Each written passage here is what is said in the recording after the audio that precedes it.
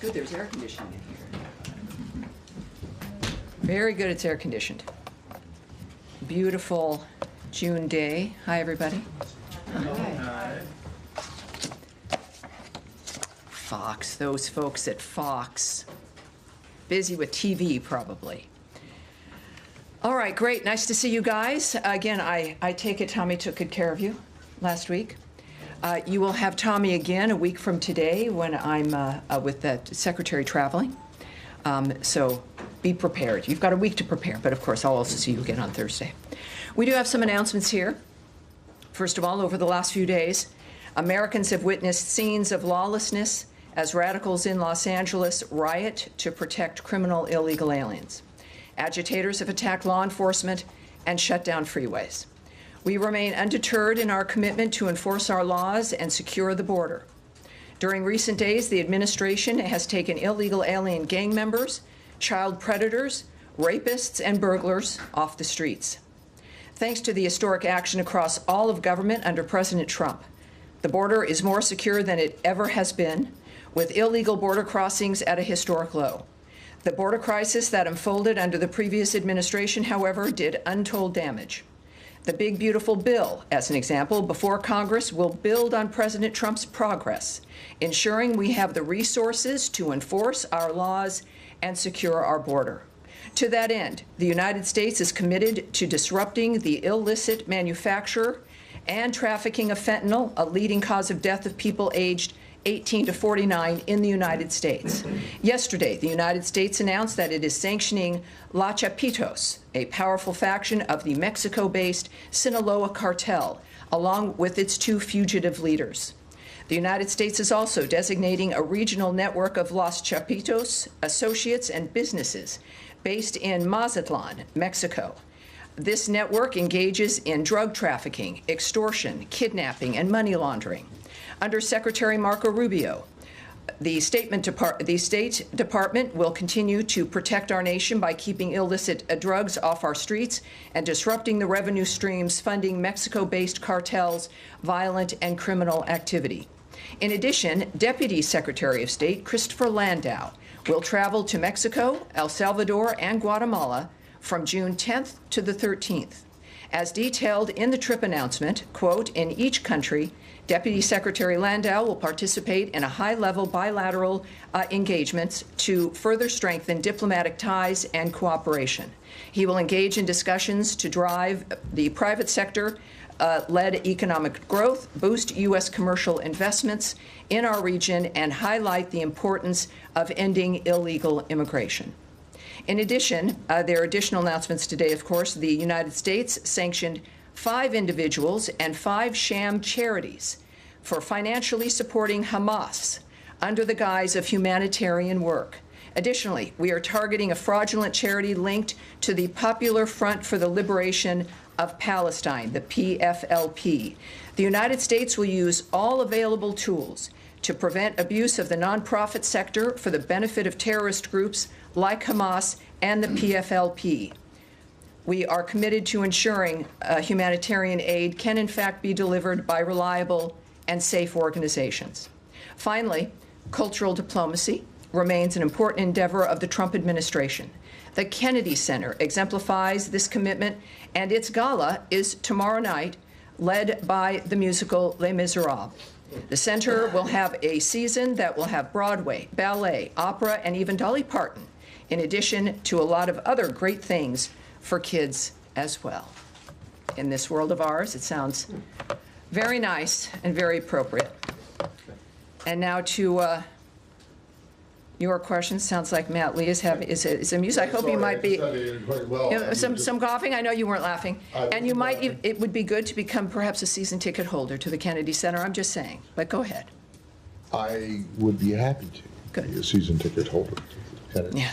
And I would love to see Les Mis because I never saw it. There you go. But anyway, listen, just on your Yes, sir. copper, and then I want to go shoot really quickly to the Middle East, just on the top. The State Department doesn't have any role in what's going on in L.A. in terms of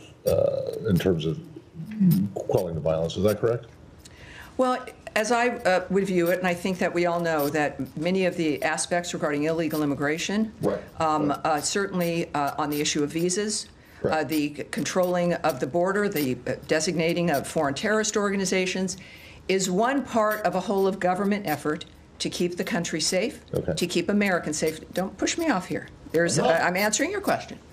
And so when we see the dynamic of what's happening in Los Angeles, it is, I think, quite appropriate for Americans to see this, and it is.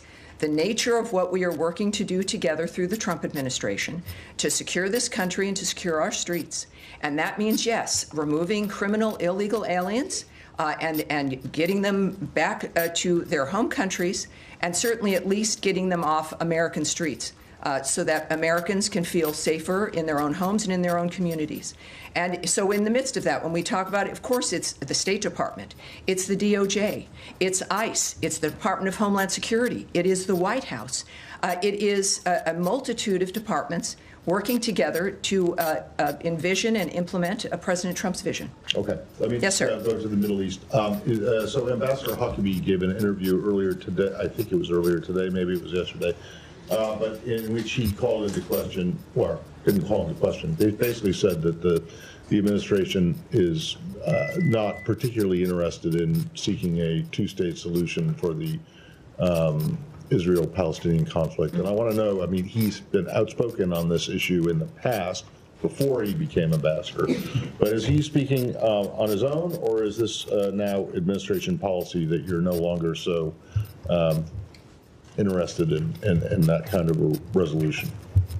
Well, first of all, I'm not going to characterize the ambassador's remarks. I'm not going to explain them or really comment on them at all. I think he certainly speaks for himself. At the same time, of course, ambassadors are there and they're working with their host country. But when it comes to American policy and certainly where the president stands, I'd suggest you call the White House. Okay. All right. Yes, Andrea Mitchell. Hi, thank you, Tammy. Let me ask you about part of the potential enforcement of the administration's policies to deter illegal immigration. Mm-hmm. There is reporting of a potential plan to send undocumented immigrants or others who have been detained to Guantanamo, perhaps as soon as tomorrow. While there is a court case pending to rule out Guantanamo as a place to send people, saying that it is not necessary, it is too expensive, and that the conditions are intolerable, but that this would include Europeans from allied countries countries that would willingly accept deportations of their illegal immigrants here. So what is the State Department's position on whether European illegal immigrants, migrants, who have been detained should be sent to Guantanamo rather than to their host countries, including countries that would very willingly accept them? Do you think that this would damage relationships with our allies? Well, first of all, I can tell you that this entire dynamic, it's managed by DHS, first of all. It's certainly not a dynamic managed by the State Department. I can also say that, of course, it's not new that we are moving criminal illegal aliens to Guantanamo prior. It's not the final destination. It's prior to their being sent to their home country. But when it comes to each country, I'm not going to speak to that. But I would suggest that I have a follow-up. well, I won't speak to any country when it comes to the illegal aliens, the criminal aliens that may or may not be sent to Guantanamo Bay. That clearly sits within a diplomatic framework. You're asking me to speak on what the Secretary or others might be discussing with their foreign counterparts, and I'm certainly not going to do that. I'm not going to speculate, and nor will I guess or speculate on the nature of any kind of backlash or the impact on the State Department. What I can tell you is that the backlash would be as if we weren't doing our job. State Department and the Secretary has been very specific about our role, which is the vetting of people who are coming here in the first place, removing illegal aliens who are here, criminal illegal aliens, whether they've overstayed their visa or here illegally entirely. We're very focused on the nature of what the State Department has as its charge. And this is a framework, again, that's, as I just mentioned to Matt, where you've got a whole of government framework. The DHS is in charge of this particular aspect. But if the DHS literally would be in charge, but does the State Department have a view about what the diplomatic impact would be on our allies? Again, And, Andrea, you know I'm not here to speak about will you speak the to State diplomatic Department? opinion or the speculation of the nature of the feelings of things. I'm here to talk about the specifics. You're right. You know, the United States has increased enforcement of immigration laws and removal of illegal aliens. They are being removed because they didn't have a legal basis to be in the United States. These are the why, you know, the visa dynamics, the nature of that we have the right, like every country does, to control who comes in and to have an interest in who stays. And that's what this is Do you think that about. sending people to Guantanamo might have a salutary deterrent impact? Would that help the whole of government approach which you are describing? What I can say is that this is a very specific mission to make American streets safer. And this is why President Trump was elected, to do exactly this. Yes, ma'am. Thank you. Just going back to Matt's question on Huckabee's comments, I know you said that the ambassador speaks for himself, but he was appointed by the president, and he does represent the U.S. government in Israel. So is a two-state solution a goal of the U.S. State Department currently? You know, I'm not going to speak, again, what I said to Matt, and what I'll keep saying is I'm not going to parse the ambassador's remarks. That's not what I'm going to do here, and I'm also not going to speak about the nature of what people say that he was claiming or not claiming. I'm not going to have a speculative conversation about that right now. I would suggest that when it comes to the policy of the United States, that sits with President Donald Trump. And he's just he's like a 15-minute walk away from this building. Call them, and in fact, I think they would have an answer for you, I would think. Okay, and then Of course, the president sets the policy, but Secretary of State is in charge of foreign policy. So irrelevant of Yes, what I'm not. ambassador. Yes, I'm not going to begin a conversation speculating based on a statement Ambassador Huckabee may or may not have made. I would suggest when we think about the policy, yes, Secretary Rubio implements President Trump's vision for foreign policy. In speaking on that issue, with everything going on in this world, we are focused clearly on the nature of the things that are in front of us. And I would just suggest calling the White House to make a determination of the Trump policy, the Trump administration's approach in this regard. So Secretary Rubio doesn't make foreign policy. It's his vision and implementation of President Trump's point of view and President Trump's vision. And so that's what Secretary Rubio does, and obviously does it very well. Yes, sir. What's the vision that he's implementing here, Tammy? I'm not going to begin to speculate or go into this. How about I'm just the not going to go National Security here. Advisor is Ladies, if you want to speak about the National Security Advisor, also call the White House. Yes, sir. Just to follow up on that issue. Sure. And this will go ahead. Sure, but what we have heard from the president is he wants the United States to take over Gaza, which is obviously one of the occupied Palestinian territories and would be part of a future two-state solution. So is that? I mean, you haven't mentioned that, but should we assume that is part of the policy, and therefore that opens the question of what about the West Bank and East Jerusalem? And is that? I mean, Ambassador Huckabee seems to be suggesting there wouldn't be a future Palestinian state in those remaining areas. So we kind of know half of the answer to the question, and that you've said it's President Trump's view and decision, and he's stated that, although you haven't restated it here about Gaza. So it's just if we could clarify what. Well, there's a a focus on Gaza, and for a very good reason. And that's what we're focused on: is the ceasefire, is stopping the carnage, dealing with what's going on in Gaza. After, of course, the horrific events of October 7th, the nature of what's happening with Iran and its death squads of Hamas and Hezbollah and the Houthis, it's a full plate. And what one does is you start at the beginning and you move forward. We are still working on dealing with either certainly ceasefire and peace for Gaza, and then, of course, the aftermath of that and rebuilding and dealing with what that means. At some point in time, that will hopefully be the major conversation here, right, is in the aftermath and the rebuilding and how that's happening.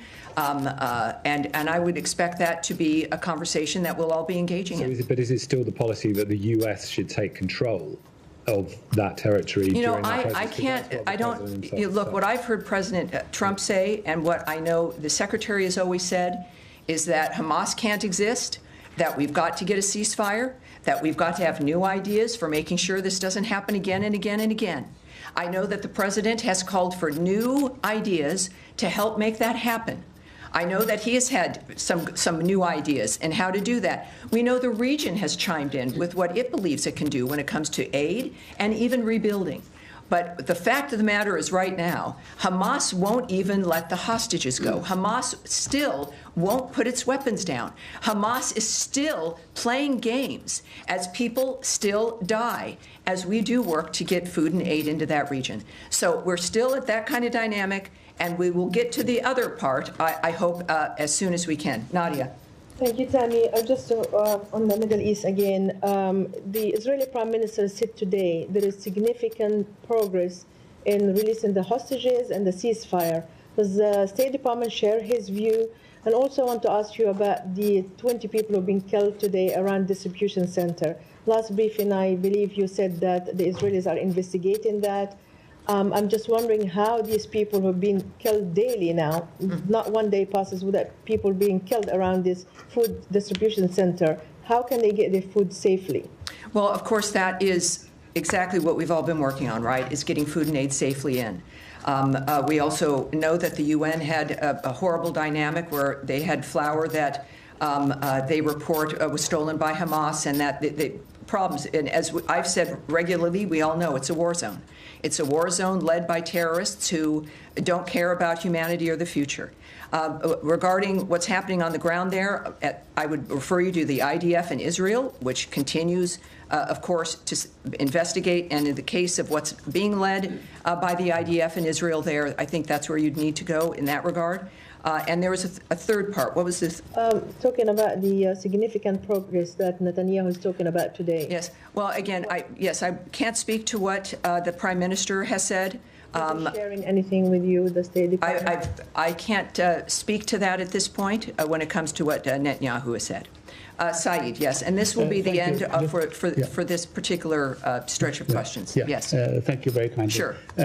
Just to follow up on the questions that were raised on the two-state solution and so on. Sure. Now, we know that President Trump in his first term came up with the deal of the century, which spoke almost in detail about his vision. Let me ask you this. Now, there are 5.5 million Palestinians in between Gaza and the West Bank. And I want to ask you, if there is no position of the State Department at this time, because the State Department has always... What I said was I was not going to speak about the issue. I did not say there was no position, sir. Okay. All right. Be very careful, Okay. because I'm not going to have you put on the record something that is entirely not true. Okay. And I want you to proceed with that in mind. Okay, I take it back. I wanted to ask you, what do you consider the Palestinians in the West Bank? I mean, I will not family and provide so on. you, Mike, what are I they consider. under occupation? We are not going to, I will not, look, it was nice to be able to call on you, Saeed. I'd like to be able to understand. have a question that I can answer, but you're asking me to speculate. Okay. All right. I would say, I will just reiterate as we move on to another issue, is that President Trump is a man who understands and is working, really is committed these 5-6 months to being a peacemaker and to changing things that people have not been able to change for half a century. And he is determined to do it. He cares about everybody. He cares about the people of Gaza. He cares about the Israelis. He cares about Jews. He cares about Christians. This is a man who genuinely is determined to make a difference as an individual. This is a very fluid situation. He wants solutions. He wants to make sure that people can live safely in the world. And we've seen him time and time again make different decisions, have consultations, talk to people nobody thinks he should talk to. He can change his mind. He's clearly transparent, speaking about what he's going through and thinking each day. So when we think about what the future will look like, it's allow us to do the work that we're doing right now, focusing on the ceasefire, getting aid into that region, and let the president, who's determined to deal with all of the issues in that region, come to the fore of what happens next, and we will learn that only from Donald Trump. All right, so is this other than the Middle East? Where else are we going? Well, no, this is going, ladies and gentlemen, no, I've said no, Saeed was it? Now, where are you coming from? Iran? All right, we'll do Iran, sure. That's also the main. Well, we're not, Gaza and otherwise. Let's move forward, please. There was just confusion because the two-state solution has undergirded U.S. policy for the past several decades. But I understand that is a question to address to the White House. Yes, it's for the White House. It's for the future. I will not be commenting from this podium today. And this is, again, we've got so much more on the. Let's just move on, please. Iran? The question on Iran is there's been conflicting messages about whether and where and when a sixth round of talks with Iran may take place. Is there clarity on that from the U.S. perspective? I don't know if you would consider it clarity, but I can say a few things. The president, I think, he noted that something would be happening soon, this week. I think that what I can just reiterate here is that we would hope and expect that there would be new additional talks, and that, in fact, they would be soon. But beyond that, I have nothing to preview. But in similar situations, when we believed that it would be soon, it, in fact, ended up being soon. Right. The Iranians have concretely said Sunday in Oman. So if that is not the U.S. understanding, then... I can't comment on that.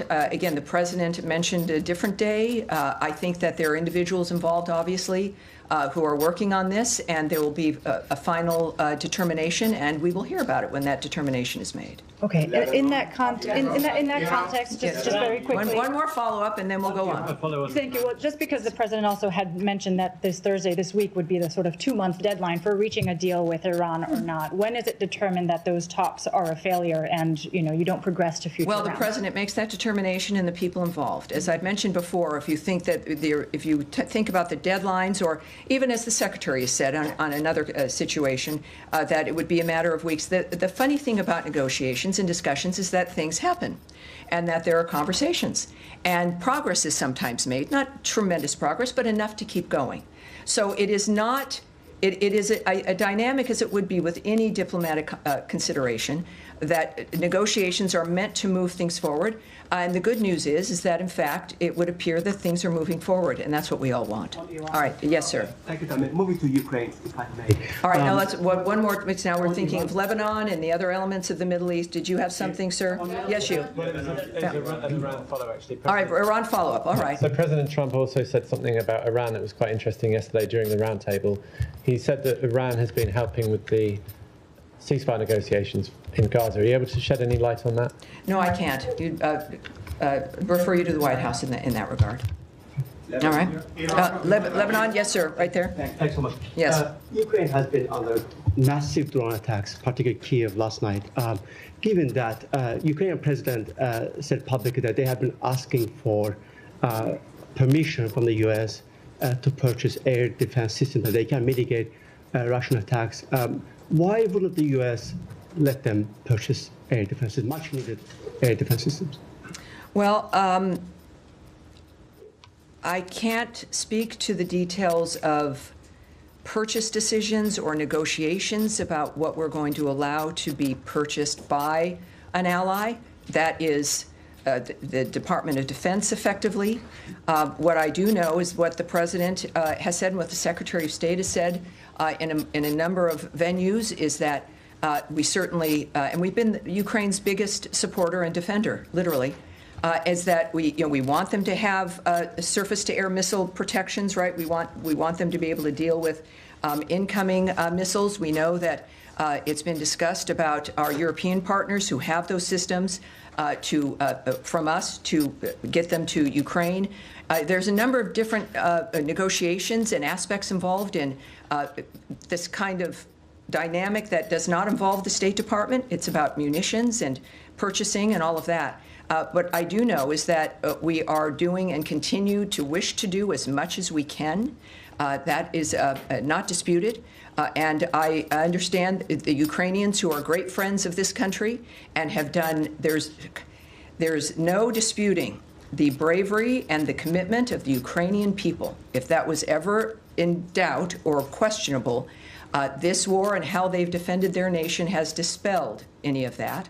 I had the pleasure of being in a bilat with a Ukrainian delegation recently here, and they are astounding people, and they're remarkable, and they are committed to getting their country safe and this war to end. And so are we. The United States has proven that. The details of which are many, and I can't speak to that, and I certainly would dispute that we are not letting Ukraine do something. The opposite has always been the case.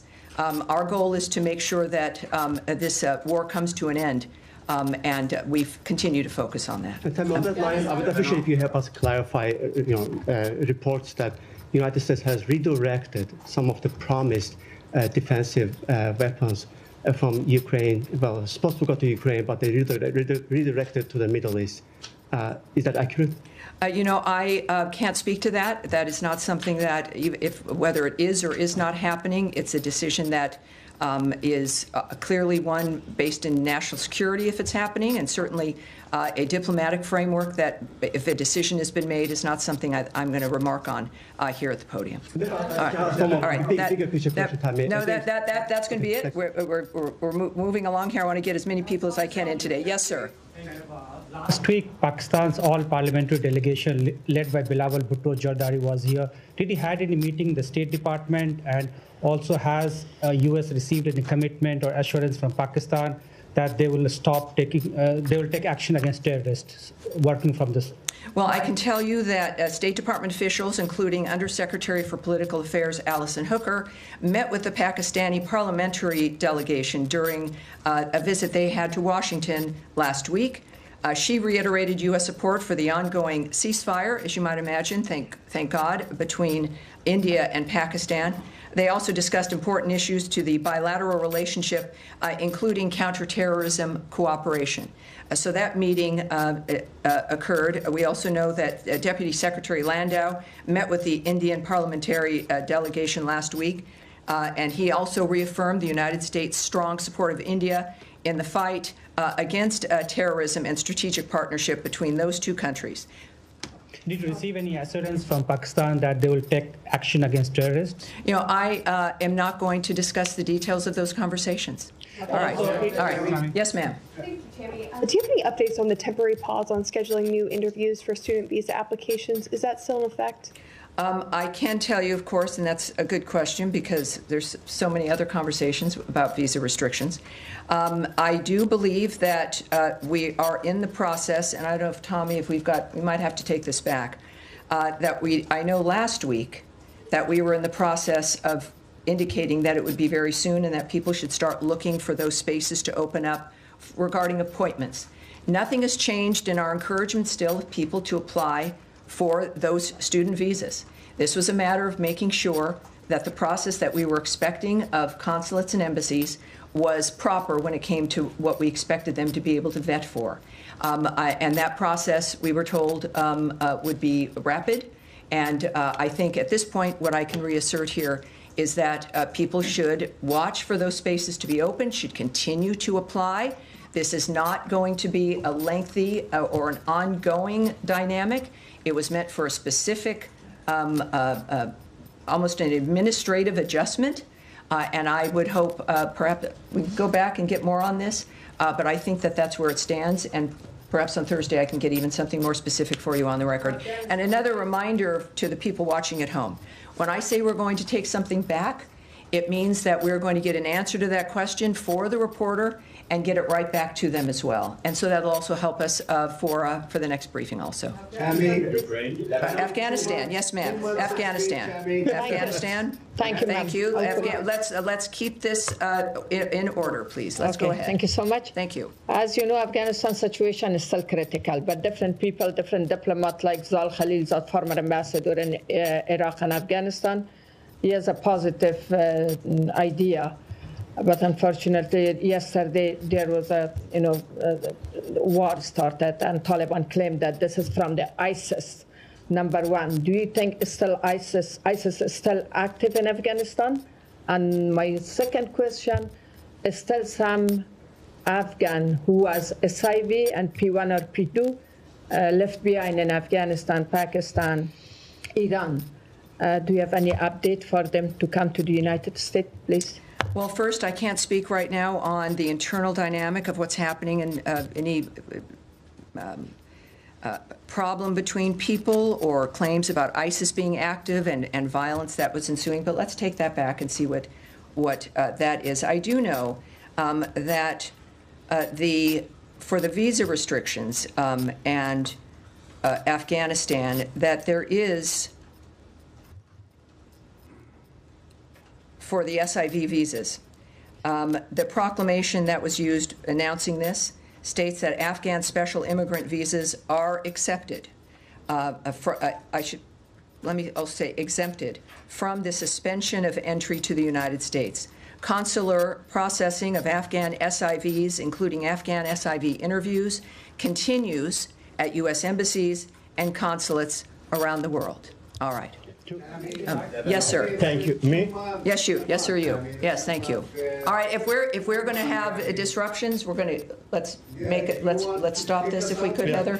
Let's move, please. Let's get. We will remove you if you are not silent right now. So we are going to be respectful to your fellow journalists, and thank you very much. Thank you very much. Yeah. Now we will go. Thank you, sir. Thank you very much. As you know, the Iraqi federal government has cut the budget and salary of the Kurdistan region. Have you addressed this issue with Baghdad? What is your position on the matter? And I have. Yes, we're aware of this. We are aware of this, and we urge Baghdad and Erbil to resolve their issues through constructive dialogue consistent with their constitutional responsibilities. Resolving the salaries issue quickly sends a signal that Iraq is creating an environment in which U.S. companies would want to invest. Successful resolution would also send a positive signal on broader cooperation for the benefit of all Iraqis, such as reopening the Iraq-Turkey pipeline and additional energy exploration, including with U.S. companies. When speaking with senior Iraqi officials, such as Prime Minister Soudani, Secretary Rubio has emphasized the importance of stability and prosperity in Iraq and the region. He has done the same in recent meetings and conversations with KRG President Barzani and KRG Prime Minister Mansour Barzani. U.S. support for a strong and resilient Iraqi Kurdistan region remains a crucial element of our relationship with Iraq. All right. Yes. All right. Next, please. Let's get everyone in if we can here. I'm only going to ask one to get everybody in. Sanctions question for you. The ICC sanctions that were announced last Thursday. 2 members of the pre-trial chamber that signed off on the arrest warrants for Prime Minister Netanyahu, Defense Minister Gallant, were sanctioned. But the presiding judge, the 3rd judge in the pre-trial chamber of France, was not sanctioned. What was the reasoning behind sanctioning only 2 of the 3 members and not the presiding judge of that chamber?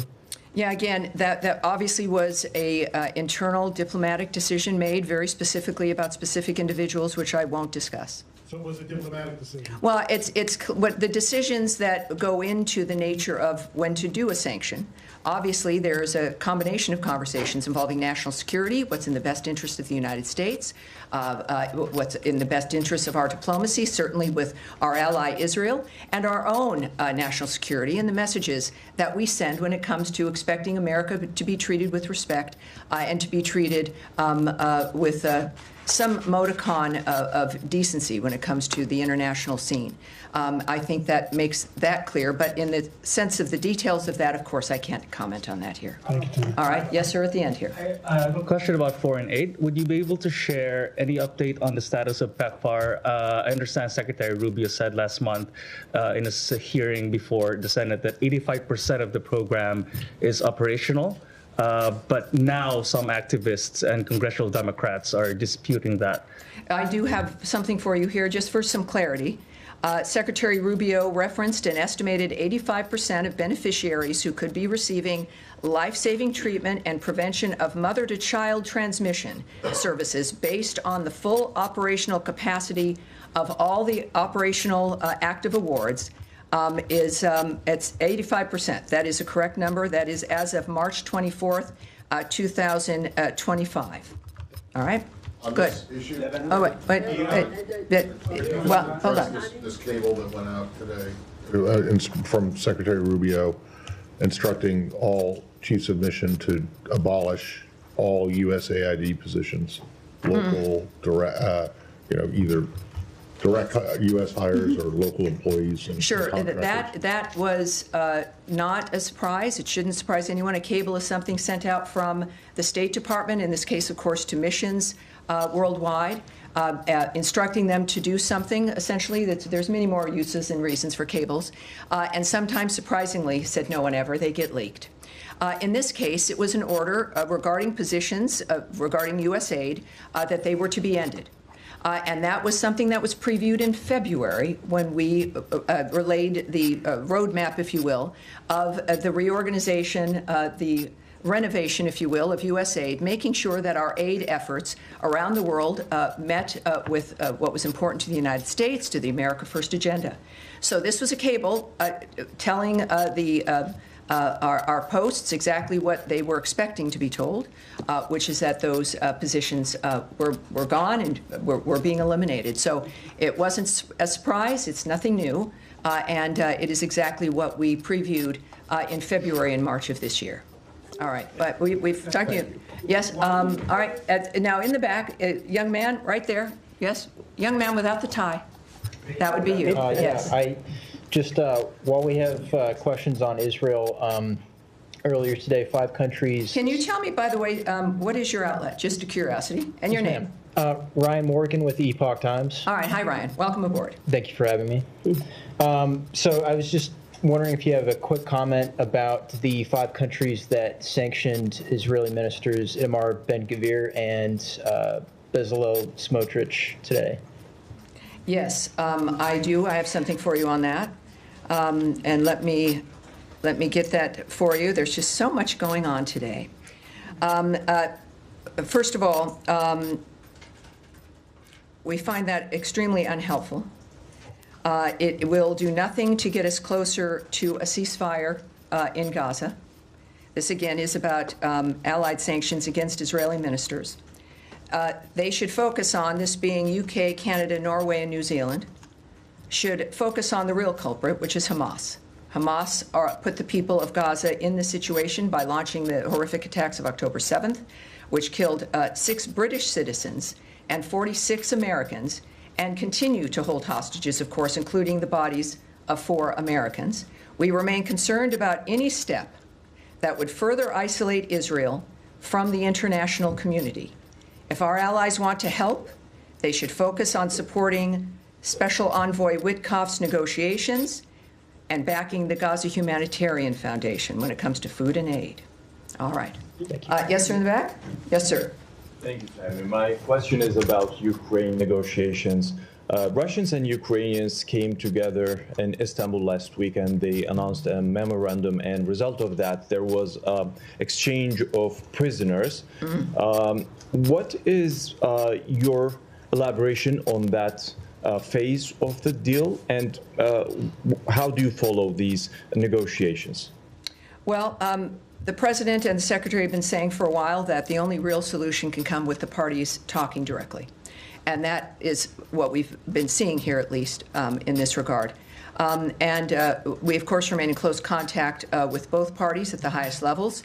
And we welcomed the success, the movement of, again, more prisoner exchanges. In this case, of course, the seriously wounded and young prisoners under the age of 25. As well as repatriating fallen soldiers, which in that instance was about 6,000 each, horribly. We are not involved, right? We're not involved in that as the State Department. If that was your question, of the United States, this was negotiations, conversations between the 2 parties involved. And that's all I can tell you, is that we welcome that progress in the meantime. Are you in contact with the Turkish authorities in order to have them involved in some way to reach a deal between the 2 parties? Well, I obviously won't speak on, we talk with all of our allies on a number of different reasons all the time, but I won't discuss what the details are of those conversations. Yes, sir. Thank you, Tammy. Question on Iraq. When do you expect Iran to get back to you about your proposal? And President spoke to Focus, and he said Iran is acting much differently in negotiation than it did just days ago. What's changed from Iran from recent days? Well, I don't speak for Iran. And I think that what we will find is, as we've discussed, the expectation of further talks and those leading those talks and handling the situation. I would hope, as we all do, that we can finally have some answers and some agreement when it comes to the situation. On Iraq, you said that you are encouraging both Erbil and Baghdad, the Kurdistan region of Iraq and Baghdad, to solve the issue over the budget. Are you engaging with them? There are reports that recently the U.S. charged the affairs to the Iraqi embassy in Baghdad. He met with the Iraqi prime minister and he put direct pressure on Iraqi prime minister to solve this issue. Now the Iraqi officials saying that we are getting heated from the Washington to solve this issue. Do you have any updates on that? In my previous answer to this, it's clear, even from this podium, we're expressing what we expect to see. And they know what we think. And we've been saying it over and over again. It's not, I'm not going to speak on rumors or single reports or somebody talking about a chargé d'affaires or an ambassador and what they're talking about and who they're meeting. That's not going to happen here. But we here have made it very clear that this is a situation that has to stop. And we know that, of course, as I've noted, that resolving situations like this will entice more companies to get involved in the area, making everyone's lives in the region better. All right. Yes, sir, in the back. I was behind the man with no tie. Behind our friend with no tie. Yes, sir, go ahead. I should not wear the tie then. No, you have a tie on. That would be you, yes. No, you, sir. Oh, you, thank yes. you so much. Thank you, Tammy. Too many with no ties these days. All right. No offense to the no tie wearers. Thank you so much, Tammy. So after the ceasefire between India and Pakistan, President Trump offered to mediate on the issue of Indian-held Kashmir. I was just wondering what kind of follow-up we are expecting, like how State Department move forward, like inviting the leadership of both the countries, or like going to support UN Security Council resolution on Kashmir? Well, I obviously I can't speak to what's on the mind or the plans of the president. What I do know is I think we all recognize that President Trump, in each step that he takes, it's made to solve generational differences between countries, generational war. So it shouldn't surprise anyone that he'd want to manage something like that. He seems very much to be, and not just seems, but he has been the only one to bring certain people to the table to have conversations that nobody thought was possible. So while I can't speak to his plans, the world knows his nature, and I can't speak to any details of what he might have in that regard. You could call the White House. I have a feeling they would have plenty to say, but it is an exciting time that if we can get to a point in that particular conflict, thank God, but also thank Secretary Rubio and President Trump and the Vice President. It's a very interesting time, and so it's every day we bring something new, and I hope perhaps something like that can also get resolved before the president. Yeah, keeping Americans safe is a top priority of this administration. An American citizen, Gopal Singh Pannu, has wrote a letter to Secretary Blinken demanding to put sanctions on Indian agents involved in his assassination attempt. Did you get that letter? What is your opinion? Well, if that's something I can't speak on, but let's take that back and we'll go on from there. All right, now I've already spoken to some of you with your hands up. Yes, sir. And the blue top, no, behind you, no, in the glasses, sir. Yes. As you know very well, new South Korean President Lee Jae-myung is pursuing pragmatic foreign policy, which regards the alliance with the United States as the very foundation of his foreign policy. But pragmatic policy also signals an openness to stably manage relations with China. So do you have any comment on the new South Korean government's foreign policy stance? Well, I don't. What I can tell you is that there was a call between the president and President Jae-myung Lee. We can confirm that that phone call, in fact, took place, and we refer you to the White House for those details. We congratulate the president on his election as the president of the Republic of Korea, and we're confident under his leadership that our alliance will continue to thrive. Again, for more, perhaps further comment, if you'd like to know what President Trump's view of that, I suggest you call the White House. All right, now, in the back is going to be our last question here to you, sir. Thank you. And a nice white crisp shirt and a tie and glasses, and it's our sartorial remarks here today, apparently. Thank you, Tammy, for giving me the opportunity to ask Yes, sir. question. Your outlet again, sir? I work for France 24 and Asharq Al-Awsat newspaper. Very good. Welcome aboard. My question is about Lebanon. There were reports yesterday that the U.S. is engaging Israel in some discussions about the fate of UNIFIL.